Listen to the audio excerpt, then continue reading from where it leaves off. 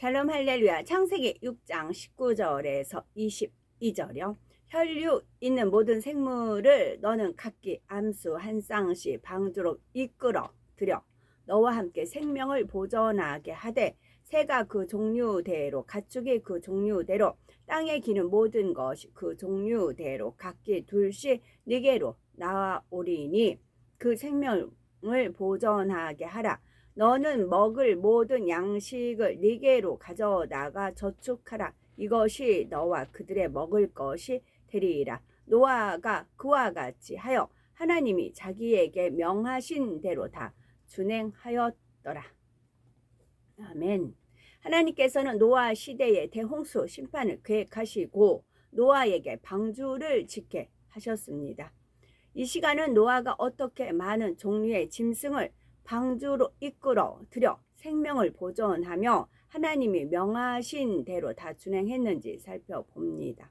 창세기 6장 19절에서 20절에 혈육 있는 모든 생물을 너는 각기 암수 한 쌍씩 방주로 이끌어 들여 너와 함께 생명을 보존케 하되 새가 그 종류대로 육축이 그 종류대로 땅에 기는 모든 것이 그 종류대로 각기 둘씩 네게로 나아오리니 그 생명을 보존케 하라 했습니다.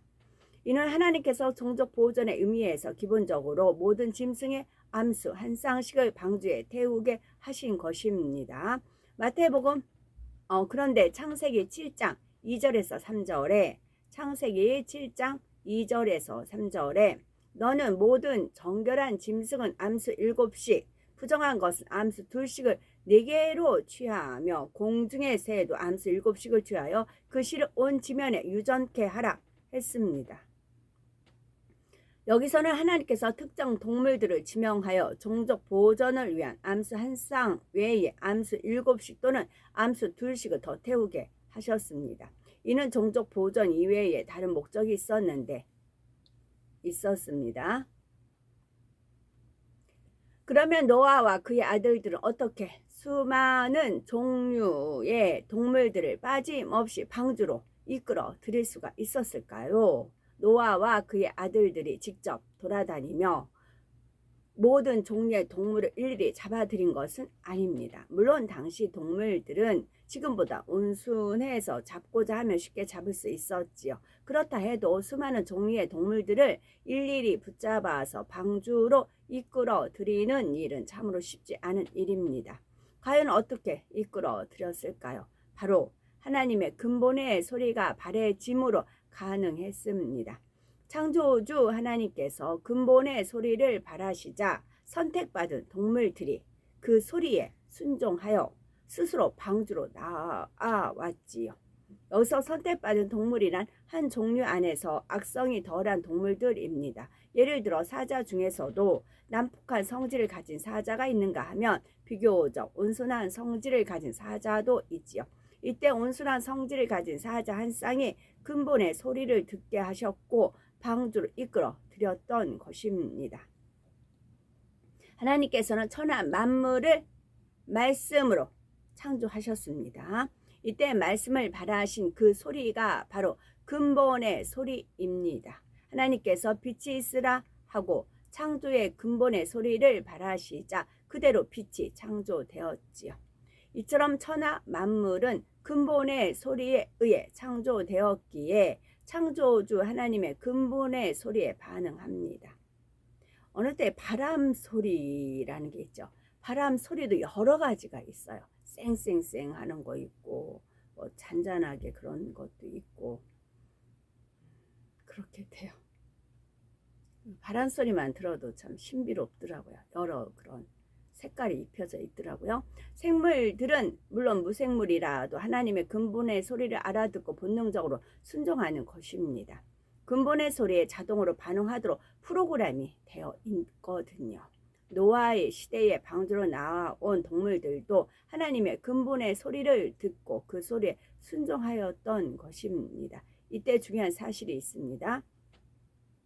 태초 이전 곧 하나님께서 근본의 우주 공간에 홀로 계실 때에는 빛 가운데 소리를 머금 상태로 계셨습니다.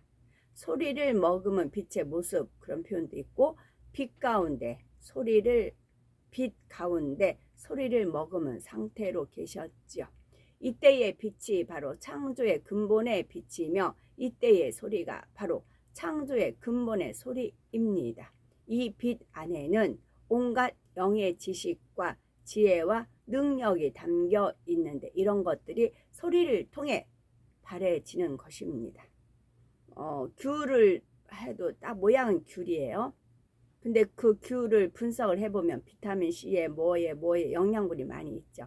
그래서 비타민 C는 우리가 섭취하면 감기 예방이라든가 피로 회복이 된다든가 그런 여러 성분이 있어요. 근데 쌀 같은 경우도 주로 성분은 탄수화물이다 라든가 뭐 생선 같은 경우는 주로 이것이 단백질이다 라고 되어 있잖아요. 그래서 이제 우리 사람들이 하나님의 지혜를 받아서 지식을 받아서 그걸 발견을 하는 것이고 교과서화 돼서 이제 학생들이 공부하는 것이고 그렇게 되는 거잖아요. 마찬가지로 하나님의 근본의 빛에는 이 빛은 소리를 머금은 빛인데 이 빛에는 온갖 영의 지식과 지혜와 능력이 담겨 있는 것입니다. 그래서 기를 하는 분들 있죠. 단전 호흡 하시는 분들은 뭔지 모르겠지만 우주에 뭔가 비밀이 있다. 이 플러스 마이너스 이렇게 뭐 있다. 해서 그 기를 모아서 이렇게 본인이 붕 뜨기도 하고 영이 유탈이라고 하죠. 몸에서 빠져나갔다가 우주를 한 바퀴 돌고 들어오고 그런 일들을 하죠. 그래서 계룡산 뭐 계곡에 가가지고 뭐 찬물에 몸을 담그고 그런 훈련을 합니다. 왜냐하면 우리 산소 공기는 누구나 코가 있고 기식이 있으면 숨을 쉬면 다 누구나 공기를 맞잖아요. 그런데 그 이치를 깨달은 사람들이 있어요. 근데 거기에 주 예수 그리스도는 빠졌어요. 그리고 우상한테 절을 합니다. 그런 사람일수록 불교 찾는 사람일수록 우상을 섬기는 거죠. 그들한테 기를 받으려고 하는 거죠. 죄를 드리고 제사를 드리고 그래서 그 기를 받으려고 하는 것입니다. 그게 근본은 다 하나님 건데 이거를 중간에 누가 사치기를 했어요. 사기쳤어요. 원수마귀 사단 루시퍼가 사람한테 혼을 작동을 하. 니네도 저기 가봐. 그러면 이게 유체이탈? 유체이탈 뭐 그런 것도 일어날 수 있고 막 그런 생각을 불어넣은 겁니다. 그대로 해봤어요. 진짜 일어나요. 스승이 있어요. 받들어서 대신에 제사를 지나야 돼. 나한테 절을 해야 돼. 원수마귀 사단 루시퍼가 나한테 절을 해야 돼. 그럼 내가 이런 거를 니네들한테 체험하게 해줄게. 그런 겁니다. 그래서 계속 제자 양성화가 되는 것이고 그런 것입니다. 그래서 단전호흡도 기를 뭐 인도 같은 데는 어마어마하죠. 대신에 예수 그리스도만 빼면 됩니다. 원수마귀 사단 루시퍼는 예수 그리스도 안에 영생이 있는데 그래서 영생한다고 그렇게 이제 꼬드기는 겁니다. 그래서 불교 쪽에서 환생이죠. 환생. 선을 닦으면 뭐하고 환생. 그렇게 교묘하게 하나님 말씀을 왜곡시킨 거죠. 꼬불꼬불 누가 꼬불꼬불해요? 뱀이 꼬불꼬불이잖아요. 옹알이 털고. 그래서 이것도 이런 식으로 하면 답이 나옵니다. 그러므로 근본의 빛과 소리는 결국 하나요. 항상 함께 존재합니다. 근본의 빛으로부터 근본의 소리가 발해지고 근본의 소리가 발해지는 곳에 근본의 빛도 임하게 되지요. 그런데 하나님께서 만물을 창조하시기 위해 근본의 소리를 발하실 때에 먼저 근본의 빛을 두르셨습니다. 따라서 모든 피조물은 근본의 소리와 함께 근본의 빛도 기억하고 있습니다. 자, 여기서 보세요. 모든 피조물은 근본의 소리와 함께 근본의 빛도 기억하고 있습니다. 즉 근본의 소리와 함께 근본의 빛도 만물에 입력된 것입니다. 그래서 근본의 소리와 근본의 빛이 만물에 입력되었기 때문에 기를 통해서 하는 사람들, 기가 처음에 생기잖아요. 그거를 이제 단전 호흡하는 사람들 그 길을 찾은 겁니다. 찾아서 그거를 이제 원수마귀 사단 루시퍼한테 갖다 바치는 겁니다. 제사를 드리면서. 그래서 우리 빛의 자녀들이 빛의 자녀 역할을 해야 됩니다. 로마서 1장 20절 창세로부터 그의 보이지 아니하는 것들 곧 그의 영원하신 능력과 신성이 그 만드신 만물에 분명히 보여 알게 되나니 또 말씀으로 명하셨죠. 기록화하셨습니다. 그러므로 로자 그러므로 저희가 핑계치 못할지니라 했습니다. 여기서 만물에 깃든 하나님의 영원하신 능력과 신성이 바로 근본의 빛을 가리킵니다. 창조 역사 중 하나님께서 근본의 소리를 발하실 때 만물에 입력된 근본의 빛이지요. 참 그리고 그 대관의 그 왕관의 모습을 확연하게 내놓을 수 있었던 길을 누가 열렸냐면 저쪽 반대편에서 전파에서 푸른 겁니다. 그들이 잔치 판을 넓혔잖아요. 계속 판을 키웠잖아요. 그래서 이거 내놔도 합한 겁니다. 왜냐면 내가 하나님이다라고 하나님의 이렇게 형상이라는가 막 보여주면 그럼 누가 안 믿겠느냐 그렇게 송사를 하지요. 그래서 저는 저만 주님과 저만 주님께서 잠깐 이벤트로 저 마음을 이제 행복하게 해주시기 위해서 나가기만 하면 그렇게 하늘로 이제 기사를 여러 가지 주님의 마음을 표현을 해주신 게 있습니다. 그리고 주님의 형상들이 많이 또 있고요. 날 찾아봐라 뭐 그런 거 있죠. 주님 계시네요. 그럼 저는 어디 있어요? 이제 그런 식으로 숨바꼭질 하면서 저 혼자 있으면서도 해피한 겁니다. 그랬죠. 근데 이것이 카톡을 이제 영안이 안 열려도 볼 수 있게끔 내놓을 수 있었죠. 왜? 상대편에서 계속 반칙하잖아요. 판을 키우라고 하세요. 판을 키우면 키울수록 하나님의 권능은 드러납니다. 언제든지 수면 위에 운행하시느니라 되어 있잖아요. 수면 위에 운행하시느니라. 이처럼 천하 만물은 근본의 빛이 둘린 상황에서 근본의 소리로 창조됐습니다. 따라서 창조 때의 상황과 동일한 조건이 형성되면 근본의 소리에 100% 순종합니다. 그런데 대홍수 심판 전까지는 천지 창조 시 하나님께서 둘러주신 근본의 빛이 지구를 두르고 있었습니다. 물론 아담이 이 땅에 정착한 후 인구가 늘어나면서 세상이 점점 제약으로 관영함에 따라 근본의 빛도 점차 거두어졌지요. 그 주님께서 오죽하면 쓰레기차에는 무엇이 실어지냐 그러세요. 쓰레기차가 다니잖아요. 쓰레기차는 왜 다니냐 그러세요. 쓰레기 담으려고 다니는 거 아니냐 그렇게 표현도 하실 때가 있습니다.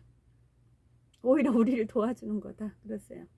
근데 그 쓰레기 중에 이제 보면 재활용할 수 있는 거 있죠. 저 같은 경우는 쓰레기장 그냥 안 지나간 한 번씩 눈여겨 본다고 했잖아요. 거기서 이제 갔다가 집에서 또 변신해서 쓸 수 있는 것이 있을 수 있어요. 그렇게까지 표현을 하실 때가 있어요. 주님께서는. 그래서 그 일로 해서 마음 상하지 마시라고요. 동남풍 불어라 그런 거 있죠. 앞만 향해서 가시면 됩니다. 하나님은 착착착착 다 완벽하게 준비하고 계십니다. 그래도 대홍수 전까지는 근본의 빛이 어느 정도 남아 있었습니다. 이에 하나님께서 택하신 동물들에게 근본의 소리를 발하하시니 그 동물들이 100% 순종하였던 것입니다.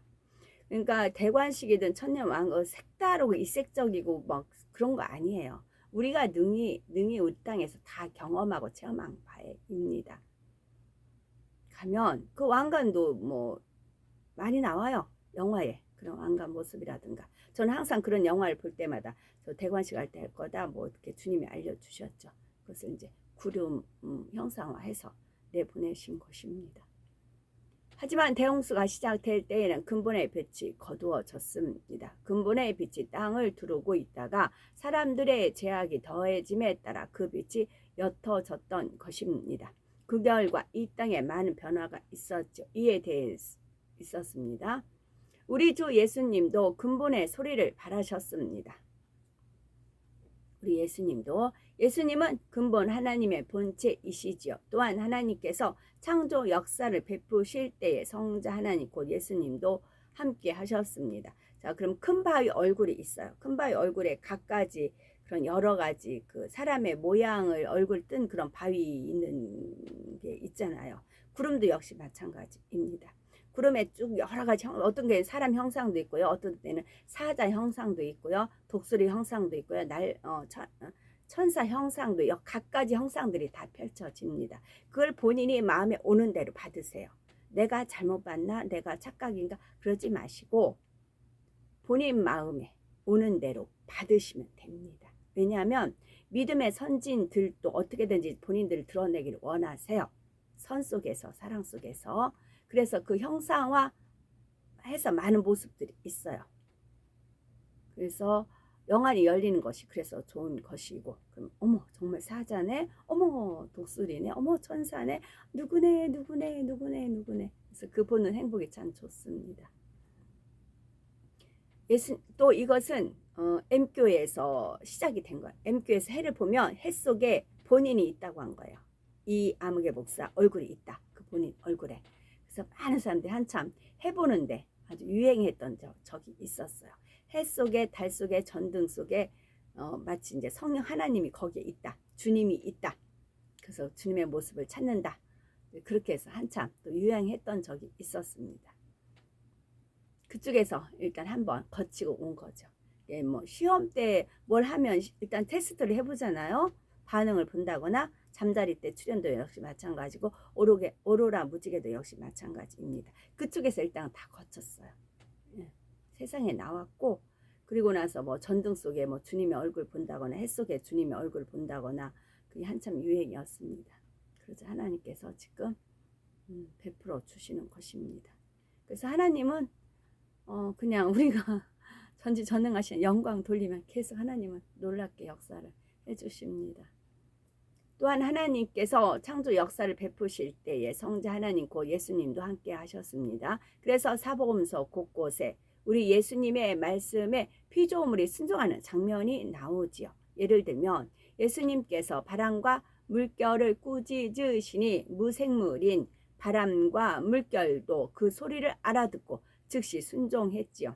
마태복음 17장에는 갈릴리 호수의 물고기가 순종한 기록이 나오죠. 예수님께서 베드로에게 성전 새로 낼 돈을 마련하는 방법을 다음과 같이 일러주셨죠. 27절에 네가 바다에 가서 낚시를 던져 먼저 오르는 고기를 가져 입을 열면 돈 한 3개를 얻을 것이니 가져오다가 나와 너를 위하여 주라 하셨습니다. 그 결과 어떻게 되었을까요? 예수님의 입에서 말씀이 떨어지자마자 갈릴리 호수의 물고기가 순종하여 호수 속에 떨어진 동전을 입에 물고 낚시에 걸릴 준비를 했겠지요. 이 밖에 예수님께서 근본의 소리로서 병자를 고치신 경우도 있었습니다. 한 백부장 하인이 중풍병을 말씀으로 명하여 낫게 하셨고 수로보니게 여인의 귀신 들린 딸도 다만 말씀으로 고쳐주셨죠. 근본의 소리의 역사는 이처럼 즉각적으로 시공을 초월하여 나타납니다. 시공이요. 시간과 공간을 초월하여 하나님께서는 오늘날도 그 마음에 합한 사람들에게 근본의 소리의 역사를 베풀어 주기 원하십니다. 사람의 생각으로는 아니 될 일이 되며 무에서 유가 창조되는 것과 유사한 재창조의 역사가 일어납니다. 질병의 치료와 같은 각종 문제 해결도 근본의 소리로 역사될 수가 있습니다. 무엇보다도 근본의 소리로서 악의 쓴 뿌리가 뽑혀지며 의가 꺾이고 단단한 틀이 녹아질 수 있습니다. 이건 많이 체험들 하시는 것 같아요. 근본의 소리로서 악의 쓴 뿌리가 뽑혀지며 의가 꺾이고 자기 보기에 의여 단단한 틀도 녹아질 수 있습니다. 창세기 6장 21절 22절에 보면 하나님께서 노아에게 너는 먹을 모든 식물을 네게로 가져다가 저축하라. 이것이 너와 그들의 식물이 되리라 말씀하셨죠. 그러자 노아가 그와 같이 하되 하나님이 자기에게 명하신 대로 다 준행하였더라 했습니다. 하나님께서는 노아에게 생명을 보존시킬 동물들을 방주에 태울 것을 말씀하시는데 이에 식물 곧 식량도 저축하라 말씀하셨죠. 이때 노아는 장차 홍수가 얼마나 지속될지 방주 안에서 얼마나 살아야 할지를 정확히 알지 못했습니다. 방주에 타는 동물은 총 몇 마리인지 그 동물들의 식량을 얼마나 준비해야 할지도 몰랐죠. 그러나 노아는 하나님의 말씀에 순종했습니다. 일일이 동물의 수를 계수하거나 날수를 계산해서 식량을 준비한 것이 아닙니다. 방주를 어디에 지어야 하는지, 작업 속도는 어떻게 해야 하는지를 임의로 정하지 않았지요. 오로지 하나님과 교통하면서 마음에 주관받는 대로 준비해 나갔습니다. 육신의 생각을 동원하면 노아는 어떻게 그 많은 식량을 준비하고 저장했을까 의아할 수도 있지요. 이처럼 육신의 생각은 육의 한계에만 머물기 때문에 한계가 없으신 하나님의 역사를 이해하기 어렵습니다. 노아는 육신의 생각을 동원하지 않고 하나님께서 식물을 저축하라 하시면 저축했고 방주를 지으라 하시면 지었습니다. 말씀대로 순종하려는 마음이었기에 모든 것이 형통하였고 하나님께서 모든 것에 합력하여 선을 이루게 해주시니 방주를 짓는 과정이 어렵지 않았죠. 그래서 노아는 하나님이 자기에게 명하신 대로 다 준행할 수 있었던 것입니다. 한편 우리는 당시 문명이 매우 발달했음을 알아야 합니다. 당시 사람들이 삶이 원시적이지 않았고 상당한 수준의 지식과 지혜를 갖고 있었지요. 그래서 현대적인 기계와 같지는 않더라도 거대한 방주를 능히 지을 수 있는 기계적인 장치들이 있었습니다. 그렇다고 노아가 이런 지식과 지혜가 있었기에 순종했다는 의미는 아니고요. 하나님의 전지전능하심을 믿기에 그분을 온전히 의뢰하고자 하는 마음에서 아멘 했습니다. 노아가 방주를 완성하기까지 한두 달이 아닌 오랜 시간이 걸려도 그는 조급하게 오늘일까 내일일까를 생각지 않았습니다. 하나님께서 주관하심을 따라 순종만 할 뿐이었지요. 늘 하나님과 교통하니 하나님께서 행하실 줄을 믿고 말씀대로 이루어짐을 믿으니 모든 준비와 실행이 가능했고 오랜 세월을 인내하며 보낼 수가 있었답니다. 하나님께서는 순종하려고 하는 사람에게는 세세한 것까지도 주관하시며 인도해 주십니다. 반면에 순종할 마음이 안 되어 있는 사람은 축복을 손에 쥐어 주어도 결국 자기 뜻대로 가다가 어려움을 겪는 것을 봅니다. 예를 들어서 어떤 사람은 사업할 때에 자신의 지식과 경험과 계산 속에서 모든 계획을 세워놓고 하나님께 인도해 달라고 기도를 하지요. 이런 사람은 하나님께서 길을 인도해 주시려고 해도 자기 마음대로 정한 대로 자기 보기에 더 좋은 길로 갑니다. 또 어떤 사람은 하나님 말씀을 자기 좋을 대로 풀어서 엉뚱한 길로 가면서 자신은 말씀에 순종한다고 생각을 하죠. 하나님의 뜻을 분명히 알려줘도 수긍하지 않고 오히려 자신의 의견과 뜻을 상대에게 납득시키려고 하죠. 이처럼 자기적인 생각이나 이론, 지식의 틀이 없으면 하나님 말씀에 순종하는 일이 너무 쉽지만 이런 자기를 고집하면 순종이 어렵습니다. 순종한다고 하지만 불순종이 되기도 하고 불순종하면서도 스스로 깨닫지 못하는 경우가 있답니다. 아멘.